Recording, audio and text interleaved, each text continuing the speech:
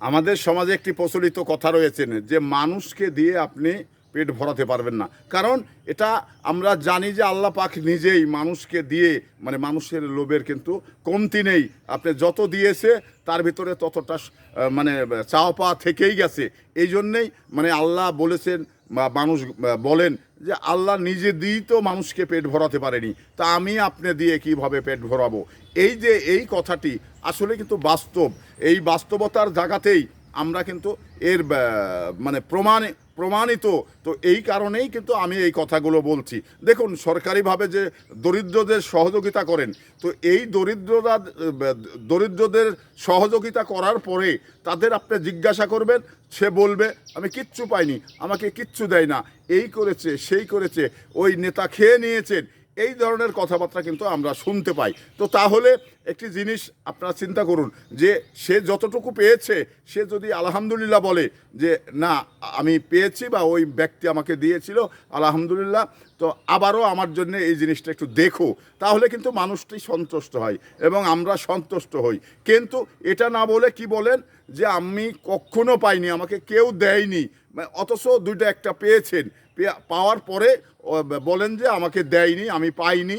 এই ধরনের মানসিকতা থেকে আমাদের বেরিয়ে আসা দরকার।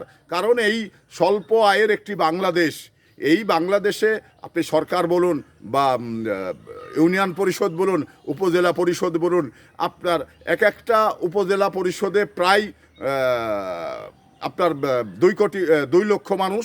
তো এই 2 লক্ষ মানুষের চাহিদা কি করে একটি উপজেলা পরিষদ পূরণ করবে?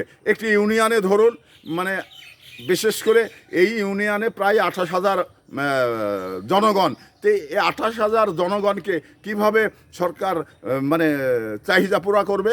তো এটা কি সম্ভব না। তো এখানে মানে যে যতটুকু পেয়েছে সে যদি সেই কৃতজ্ঞতা বোধ স্বীকার করেন এবং সে যদি বলেন যে আলহামদুলিল্লাহ আমরা পেয়েছি, তাহলে অন্তত ভালো লাগে। কিন্তু খারাপ লাগে তখনই যখন সে পাওয়ার পরেও বলে যে আমি কিচ্ছু পাইনি, আমাকে কিচ্ছু দেওয়া হয় না। এই যে এই মানসিকতা, এই দৃষ্টিভঙ্গি আমাদের পরিহার করা দরকার।